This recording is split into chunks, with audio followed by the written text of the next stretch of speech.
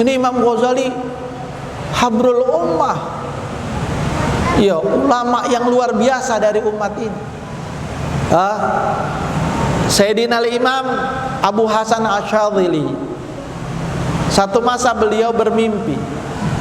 Dalam tidurnya dia bermimpi berjumpa dengan Rasulullah SAW dan 4 khulafaur rasyidin, Sayyidina Ali, Umar, Utsman, Sayyidina Abu Bakar, Umar, Utsman, Ali. Dan di samping Rasulullah ada Sayyidina Musa alaihi salam. Lalu di hadapan mereka juga ada Imam Ghazali. Masya Allah, ini mimpi luar biasa benar, ya. Kemudian Nabi Musa berkata kepada Rasulullah, "Ya Rasulullah, kau katakan bahwasanya ulama dalam umatmu seperti anbiya di Bani Israel." "Naam," kata Rasulullah. "Ya." "Coba tunjukkan kepadaku salah satu seorang dari mereka yang engkau katakan ulama umatmu seperti nabi, ya, dari Bani Israel." Maka Nabi Muhammad panggil Imam Ghazali, "Bangun ya Ghazali." Bangun Imam Ghazali, mendekat beliau.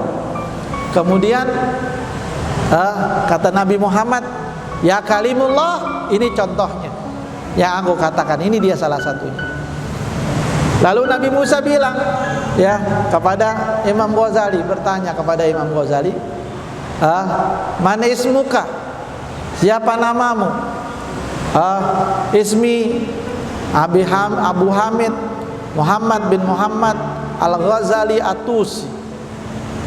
Namaku adalah Abu Hamid, ya, bapaknya Hamid, Muhammad bin Muhammad Al-Ghazali At-Tusi.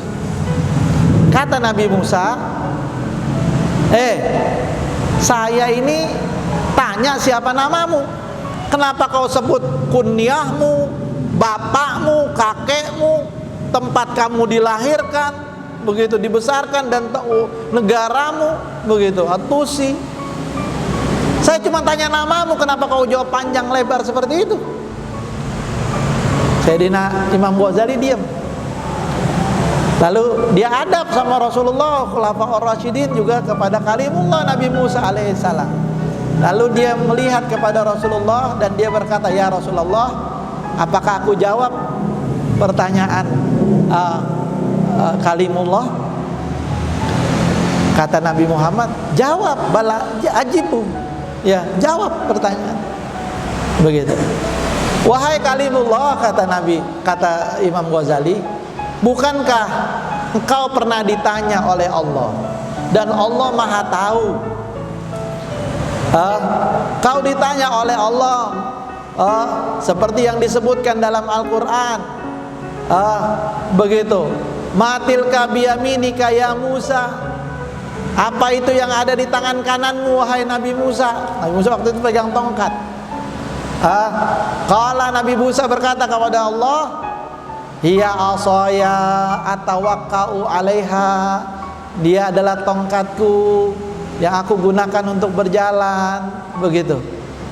Wa ahusyu biha ala ghanami, dan aku gunakan juga untuk menggiring hewan-hewan ternakku, kambing-kambingku. Waliya fiha ma'aribal ukhra, dan aku juga punya kepentingan yang lain dengan tongkatku ini. Allah ketika itu cuma tanya apa yang di tangan kananmu, dan kau jawab begitu panjang lebar. Jika kau jawab tongkat, ya Allah, selesai. Tapi kau jawab begitu panjang.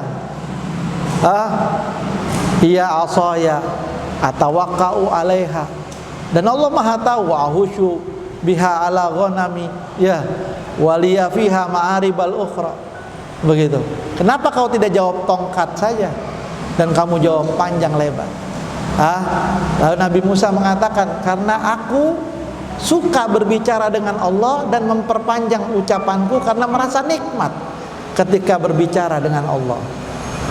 Lalu Imam Ghazali mengatakan, "Demikian pula aku ya kalimullah. Ketika kau bertanya siapa namaku, kalau bisa aku panjangkan lagi karena aku asyik menjawab pertanyaanmu. Aku senang berbicara denganmu dan aku coba untuk aku panjangkan jawaban." Nabi Musa tersenyum. Kata Nabi Musa kepada Nabi Muhammad, ya nengok kepada Nabi Muhammad, adakah dalam umatmu orang yang seperti dia kepintarannya? Begitu. Kata Nabi Muhammad, tidak ada. Dia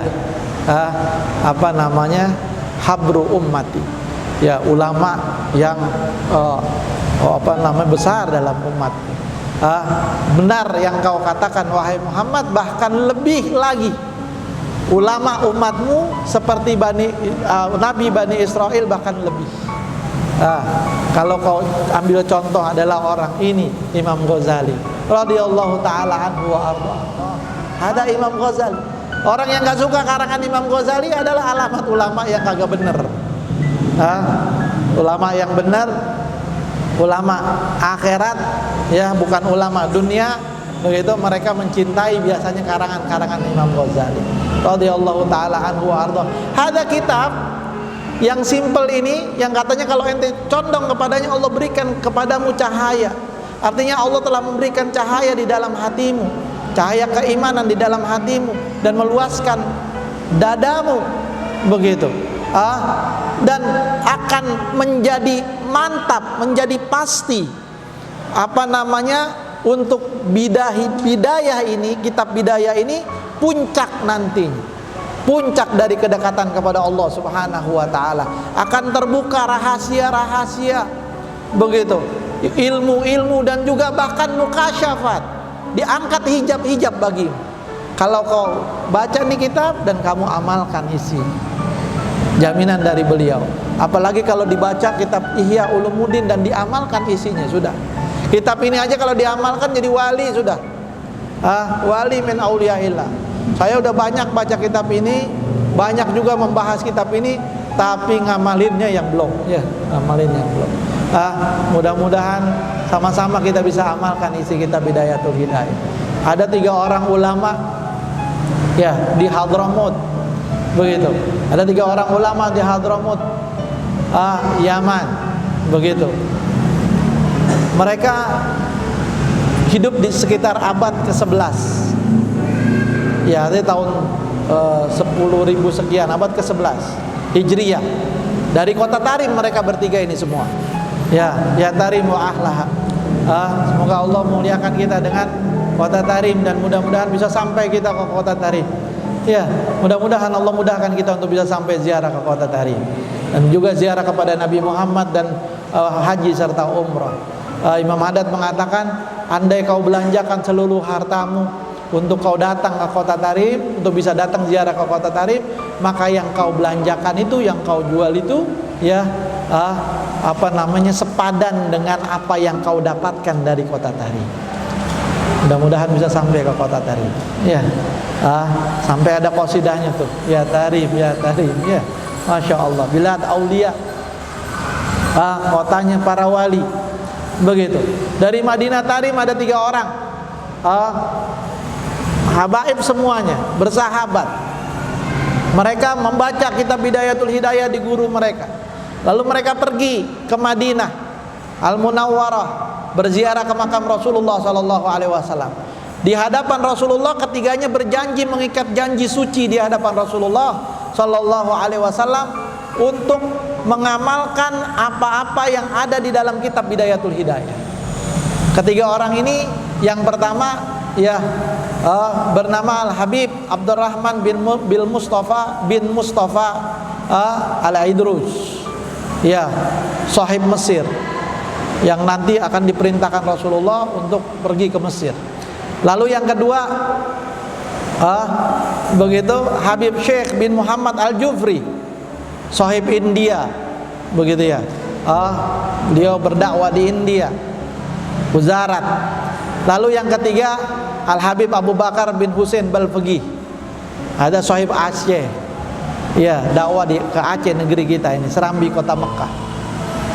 Ketika beliau berjanji dan mengamalkannya, mengikat janji suci di hadapan Nabi Muhammad SAW, setelah mengamalkannya, beliau bermimpi. Ketiganya ini bermimpi dalam keadaan setengah sadar berjumpa dengan Rasul SAW. Ketiganya diberikan oleh-oleh oleh Nabi Muhammad. Yang pertama, Al-Habib Abdurrahman bin Mustafa bin Mustafa Al-Idrus ya, diberikan satu buku kecil warna putih. Diberikan kepadanya itu buku kecil. Rasulullah mengatakan, kau pergilah ke Mesir, begitu, jika kau mendapati kesulitan di dalam ilmu, buka buku ini, sesungguhnya dalam buku kecil ini semua ilmu ada. Ada mukasyafat namanya. Al-Habib Syekh bin Muhammad Al-Jufri diberikan sebuah piring putih. Bilang, kau pergilah ke India. Ya, piring ini akan memberikan kamu makanan dan orang-orang yang kelaparan ya selama kamu butuhkan. Ada terus makanan tuh di piring itu selama yang dibutuhkan. Boleh juga piring kayak gini nih. Ya. Begitu, masya Allah ini.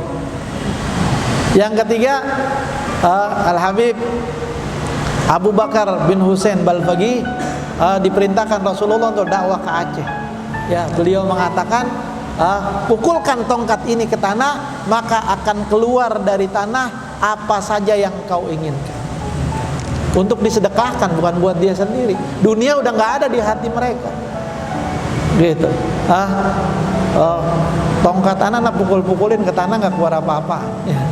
Ini masya Allah tongkat dari Nabi Muhammad Shallallahu Alaihi Wasallam. Al-Habib Abdurrahman bin Mustafa Al-Idrus, beliau pergi ke Mesir.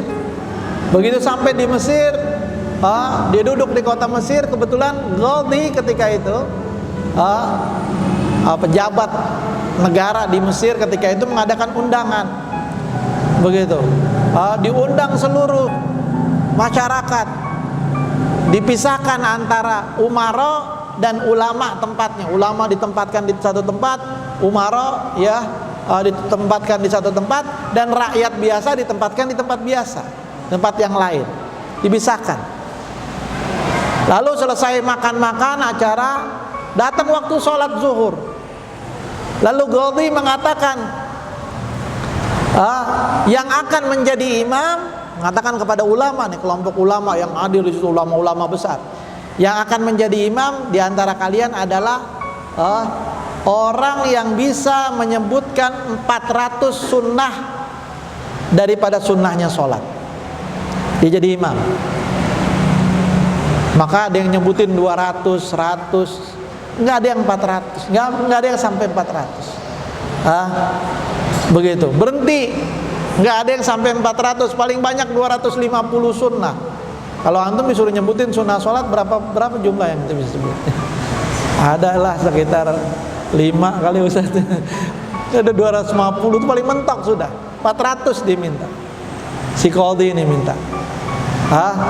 Maka beliau Al-Habib siapa tadi, Abdurrahman bin Mustafa Al-Idrus, beliau buka kitab, dibaca, lalu ditutup lagi. Dibaca semua sunnah-sunnah sholat ada di situ semua. Ini kitab ajaib ini. Ya, mirip kantong Doraemon kali. Ada apaan aja di situ. Kitab semua ilmu ada di situ. Masya Allah, semua ilmu ada di situ. Dibuka, maka dibacakan sunnah-sunnah sholat, baik sunnah sebelum sholat, sunnah di dalam sholat, dan sunnah setelah sholat, sebanyak 1000 sunnah. Melampaui dari yang diminta. Padahal beliau duduk di tempat orang-orang biasa, bukan ulama. Disangkanya orang biasa karena beliau datang bukan tidak berpakaian ulama, biasa, orang Hadramut, tawadhu, ulama Hadramut tawadhu. Gitu. Disangkain orang biasa bukan ulama, ditaruh di tempat orang biasa. Dan beliau maju, saya bisa menyebutkannya. Apa yang Tuhan minta disebutkan, dihitung ada 1000 semua sunnah yang disebutkan. Maka beliau pun menjadi imam ketika itu, dan sejak itu beliau terkenal akan keilmuannya di kota Mesir. Menjadi Syekhus Suyuh, gurunya para guru di kota Mesir. Al-Habib Abdurrahman bin Mustafa Al-Idrus. Begitu juga yang kedua lainnya. Semuanya berkat mengamalkan kitab ini, kitab Bidayatul Hidayah. Allah, mudah-mudahan kita bisa amalkan kitab ini. Ya, kita udah di penghujung-penghujungnya ini. Ya, di penghujungnya paling 2 kali baca lagi udah khatam kitab ini insyaallah. Mudah-mudahan Allah tutup kitab ini ya bacaan kitab ini, dan Allah berikan hidayah kepada kita untuk bisa mengamalkannya insyaallah.